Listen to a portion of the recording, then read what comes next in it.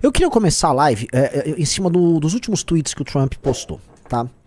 Esses tweets todos, na abordagem trumpista a respeito do que está acontecendo com o Irã, não soam pra mim fortes, tá? E mais, desde que assumiu, e ele assumiu não só com grandes expectativas, mas com discursos desmedidos dele e da equipe dele, dos memes às ações, né? Do anexar o Panamá, a anexar a Groenlândia, a anexar o Canadá inteiro, a transformar a Palestina numa espécie de colônia norte-americana. Eu ouvi falar todas essas coisas, né? Então, todo aquele discurso. Disso ele entra, diz que vai arrumar uma briga tarifária com a China, aí vai pra questão Ucrânia, e eu vou abordar tudo isso. E agora vai pra essa questão, e o que eu vi do meme a bravata, não foram 6 meses. E me parece que é meme e bravata só.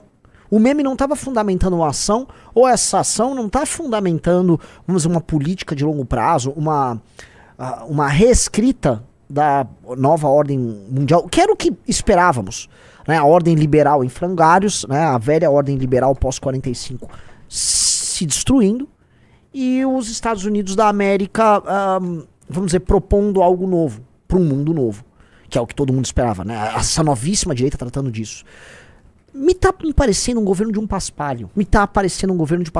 E eu não tô aqui tentando incorrer, porque eu sei que muitos de vocês, né, e muitos de nós fazemos uma regra de 3. Uma analogia do Trump com o Bolsonaro. Eles são mais ou menos a mesma coisa, uma direita populista que fia, vamos dizer, a base eleitoral se fia numa classe média com uma série de questões ali e problemas, portanto ele tem que ficar alimentando essa histeria da classe média, fazendo uso das redes sociais e tal. Beleza, entendemos isso. Mas não é só isso, porque não só a classe média americana não é a classe média brasileira, tem características muito diferentes as duas coisas, como a elite que se construiu ao redor do Trump 2 não é a elite que se construiu ao redor do Trump 1. E essa elite tem ideias e fala coisas, e esperava-se alguma coisa diferente. Tá? Naturalmente são apenas 6 meses de governo, mas também já são 6 meses de governo. Algum tipo de demonstração deste encaminhar tinha que estar ficando mais ou menos claro. Porque o que eu vejo é o Trump se comportando como eternamente um garoto bravateiro, o que reduz pra mim a posição americana e não aumenta a posição americana. Tá? Eu acho, tá? Se a gente vai pegando as declarações recentes dele, primeiro, ele pega o conflito Israel-Irã. Isso, veja só este tweet, né, do J.D. Vance, é o J.D. Vance postando um post do Trump lá naquela outra rede dele. Ele falou: Israel, não jogue essas bombas. Se você fizer isso, é uma grande quebra de acordo. Traga seus pilotos pra casa agora. Assinado Donald J. Trump, presidente dos Estados Unidos. Na boa. A não ser que isso seja um teatro que ele tá fazendo com Israel, e não parece ser, isso só parece ridículo. Isso só soa ridículo. Como pareceu e soou ridículo tudo que ele fez com o rapaz lá da Ucrânia, o presidente da Ucrânia, o Zelensky. Como parecia e era ridículo todo o lance dele das tarifas e as broncas e os dedos apontados para as outras nações. Ele entrou com uma bravata, ele soou bravateiro, ele não extraiu nada grandioso no final, e ele me parece... Tá? E eu vou colocar aqui isso como uma especulação, que ele submete não só o interesse norte-americano, mas a posição privilegiada que os Estados Unidos têm na geopolítica global aos seus interesses político-locais, internos, né, mais comezinhos. Ou seja, me parece que o Trump ele vê no conflito Israel-Irã uma forma dele demonstrar para o grande público norte-americano que ele é o big dog, ele é o cachorrão que resolveu as diferenças, igual ele se colocou na questão da Rússia com a Ucrânia. E aí ele vai, né? Então ele quer mostrar para todo mundo que quem resolveu lá no Irã foi ele, não Israel. Você me desculpa, Trump, não sei como se ele assistisse a live, mas não é. O mérito dessa história toda é israelense. E mais, quem dragou os Estados Unidos pra guerra foi Israel, e dragou muito bem. É mérito de Israel. É mérito de uma coisa que eu estava conversando com o Renato Batista agora, até fez um texto muito interessante. É mérito do homem, talvez, tá? O homem de guerra mais forte e importante do mundo hoje, que é Benjamin Netanyahu, que é o fazedor de guerra mais pica do mundo. Que é, talvez, tá? O grande homem responsável por ações, tomadas de ações duras num mundo complexo, que, vamos lá, derrotou o Hamas, derrotou o Hezbollah, interferiu na Síria também, e tá metendo bomba na cabeça do Irã, destruiu a elite militar iraniana, colocou em xeque o programa nuclear iraniano e gerou uma assimetria, e eu vou entrar nesse aspecto da assimetria. Ele gerou uma assimetria, ou seja, uma fragilização tal do Irã, que fez valer a pena os Estados Unidos pegarem, levarem seus bombardeiros, tá com aquela super bomba lá, plum, explodiu lá, é Fordol, né? Tá, e aí o Trump, não, eu resolvi, eu venci. E aí o Trump foi, e não, veja só, nós resolvemos, nós somos os cachorrões aqui, a gente resolve, agora vocês pacifiquem, eu não sei, Israel quer pacificar? Israel quer pacificar? O Trump anunciou um acordo de paz, que foi prontamente quebrado pelas partes. Israel continuou bombardeando o Irã continuou tentando bombardear Israel. Nessa guerra, veja, por mais que, todo mundo fala, poxa, mas Israel é como se fosse um posto avançado dos Estados Unidos no Oriente Médio. Não é. E, assim, não vou embarcar em teorias da conspiração, porque tem certas teorias de conspiração que vão abraçar um certo antissemitismo, a gente sabe. É muito mais fácil pensar que Israel tem, na verdade, um posto de comando dentro do governo americano, dentro do Estado americano e dentro das elites americanas, porque o povo judeu, por mérito próprio, exerce uma posição de elite, né, na sociedade americana, do que eles são um mero protetorado americano que age ali de acordo com os interesses americanos. Não, Israel age de acordo com os interesses israelenses. E essas ações que Israel vem tomando são ações que têm DNA israelense, tecnologia israelense, dinheiro israelense e mérito israelense. Foram eles a botar, pra ferrar agora com o Irã. Foram eles mostrar que o rei tá nu, que o Irã não é esse monstro todo do ponto de vista militar. Na verdade, muitas coisas agora estão acontecendo no mundo que estão quebrando certos consensos. Rússia, superpotência russa. Já fez 3 anos a guerra com a Ucrânia e a Ucrânia tá de pé. Tá brigando. A Ucrânia tá numa investida agora. O Trump, eu vou voltar para a questão da simetria. O Trump vê num mundo cada vez menos estável e cada vez mais caótico, dada a posição especial dos Estados Unidos como superpotência e do ponto de vista militar, dá quase para cravar que como potência única, ele enxerga nos conflitos que vão surgindo instrumentos geradores de assimetria que lhe beneficiam pessoalmente. Porque esses tweets ridículos e a própria posição pública que ele exerce com os Estados Unidos parecem ser muito mais construídas para consumo interno do eleitor dele do que para reforçar uma posição de longo prazo americana. E é isso que eu estou propondo aqui.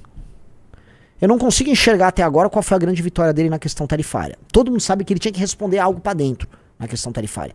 E a gente ficou com grandes elucubrações. Todo mundo tinha sua teoria, eu mesmo tinha. E no final, cara, terminou em nada. O caso da Ucrânia com a Rússia foi o mais patético, porque ele expôs o cara a uma humilhação pública, e a gente sabe muito bem que pro eleitor republicano, que dizia, eu pago a conta dessa guerra, né, trazer o Zelensky lá, e aí eles se comportarem, né, como tipo, eu tô te cobrando aqui, você usa nosso dinheiro, baixa a bola, respeita os Estados Unidos aí, tá? Foi uma forma dele se promover pra essa própria base eleitoral republicana, que não quer ver dinheiro deles sendo gasto na Ucrânia, nem ver os seus garotos sendo levados pra uma guerra, como eles gostam de ficar falando. Ele vai, chama o Putin pra conversar, faz elogios públicos ao Putin, propõe com o Putin uma divisão de parte da Ucrânia a ser explorada nas suas riquezas naturais pelos Estados Unidos e pela Rússia. O Zelensky não topa, a Europa, né? A Europa decadente, a Europa que, do ponto de vista da autossabotagem, nunca foi o continente mais nojento que foi. Pra mim, a Europa está em permanente estado de autossabotagem, mas ela foi lá e sustentou a Ucrânia. Não foi fechado acordo nenhum, os Estados Unidos vão ter que manter a Ucrânia ali no conflito, junto com a Europa. Mas numa combinação diferente, dane-se. E o Trump ficou ali só olhando. Mas me parece, novamente, ele vê na guerra, ele vê no conflito, ele vê em qualquer assimetria a oportunidade de ele ter um ganho mesquinho pra ele. E aí fica essa coisa, o Trump, não, porque esse novo governo que eu tô propondo. E se o Trump, que quem manda no final naquela porra, chama-se Donald J. Trump, é um capitalista de compadrio do setor de construção americano, um cara que vendia a marca dele nos anos 90 usando televisão ao estilo de vendedor de curso online hoje, que nós vemos aqui, a Marsalismos. É um sujeito narcisista ao extremo, sem grandes convicções. Na verdade, a única convicção dele é no próprio nome. E se ele só tá fazendo isso? E se nós, ao olharmos para ele, não douramos às vezes a pílula, como nós não fazemos com uma figura patética como o Bolsonaro aqui. E é muito complicado fazer isso, e essa beleza quando a gente vai analisar qualquer cenário complexo, né? E aqui entra uma coisa, não acredite em previsões sobre duas grandes coisas, né? Mercado, preço de uma ação daqui 2, 3 anos e política. São coisas que, entendeu? Os analistas costumam errar, inclusive tem material, farto material probatório sobre como, na verdade, a aleatoriedade fala muito mais alto que certa capacidade de análise. Então, eu não acredito em mim como um analista e previsor de futuro, como não acredito em nenhum outro, né? As coisas são como elas são. Quem diria que o Milley, que soava nesse sentido mais frágil do que o próprio Trump, mais caricato, estaria fazendo o puta governo que ele tá fazendo. Isso com os defeitos que ele próprio tem, tá? Porque eu vejo o Milley no cenário externo, vejo a forma ridícula, sabuja que ele se comporta com o Trump, eu fico com vergonha alheia. Posto isso, a Argentina foi 5,8 de crescimento agora. Teve um crescimento agora da Argentina monumental, no que nos obriga a dizer que o Milley faz o governo mais importante da América Latina neste século. O Milley faz o governo mais importante da América Latina neste século. Aqui, ó, PIB da Argentina cresce 5,8% do INDEC. Isso comparado com o último ai meu Deus, tem quadrimestre de 2024, comparado com o primeiro quadrimestre, primeiro quarto de 2025. Desculpa, trimestre, não é quadrimestre. Um quarto é um trimestre. Cara, o governo do Milley é o governo mais importante deste século na América Latina. Por enquanto, lógico que tudo pode cair, né? Mas não parece cair. Os fundamentos que ele vem construindo são fundamentos de uma reforma profunda no Estado argentino, com consequências que serão gigantescas para a política na América Latina. O Milley faz um governo mais importante que o próprio Bukele? Uhum.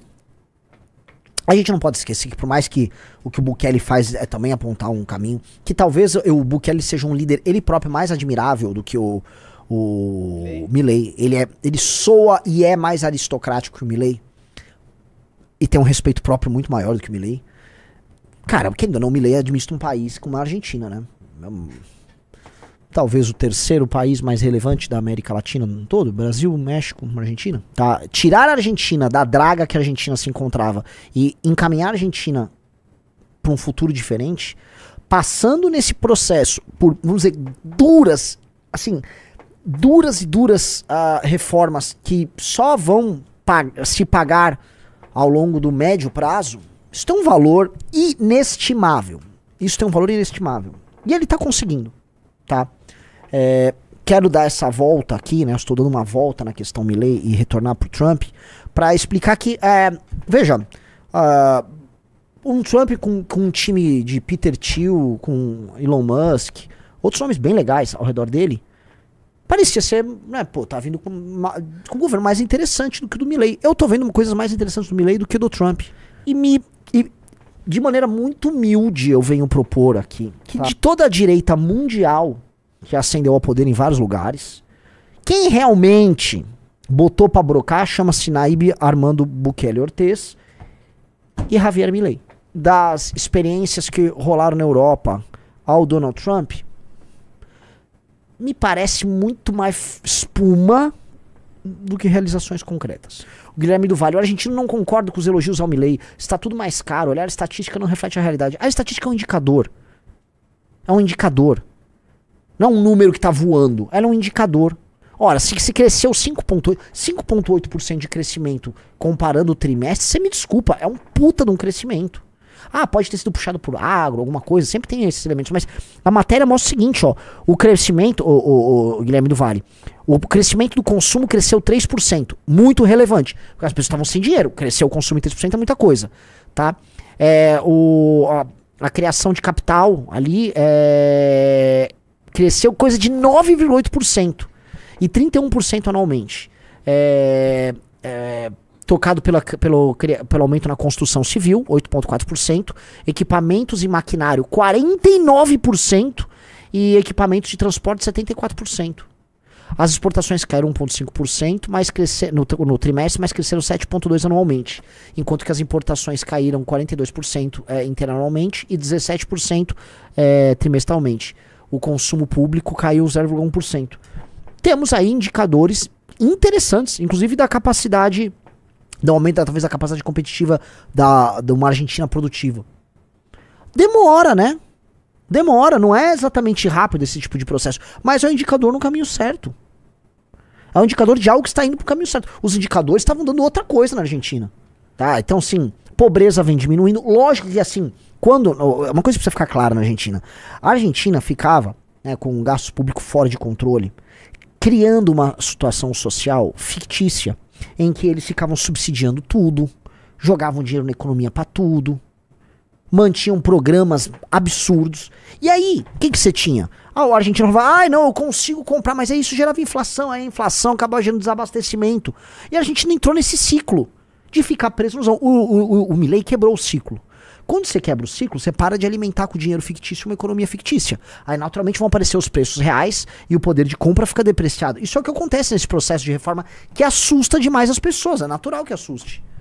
Mas você começa a corrigir, aí começa a entrar dinheiro externo, primeiro especulativo, depois produtivo, mas começando a acreditar que você tá arrumando a casa, os cortes de gastos profundos, o ganho de confiança, a vontade de investimento no curto, médio e longo prazo.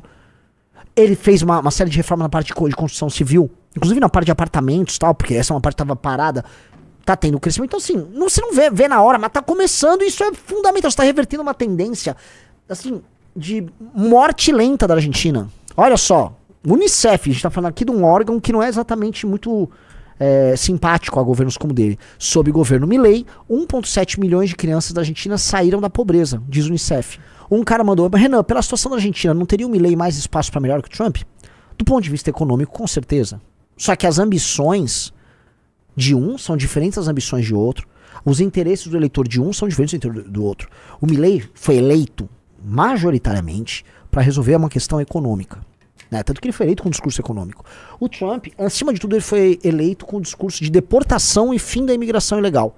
Fim da imigração ilegal, não digo que ele resolveu, mas ele está endereçando. Agora, as deportações, que eram base do discurso dele, não estão acontecendo a contento. Os americanos estavam esperando ele resolver essa questão dos 30 milhões de cidadãos, vamos dizer, ilegais, alienígenas, ou que estão numa situação cinzenta, que na cabeça deles tem que ser deportado. Nada nos diz que eles vão deportar esse cara. Na verdade, eles não estão deportando P nenhuma. E o pouco que está sendo deportado já está gerando reações. Houve uma rebelião ticana na Califórnia ali, né? Novamente, ele está respondendo a contento. Ele também prometeu resolver a questão Rússia e Ucrânia. Ele disse, tá, durante a campanha e um pouco antes da campanha, que nem ia assumir a presidência da República, ele já ia resolver a guerra na Ucrânia. Você lembra disso, Riso?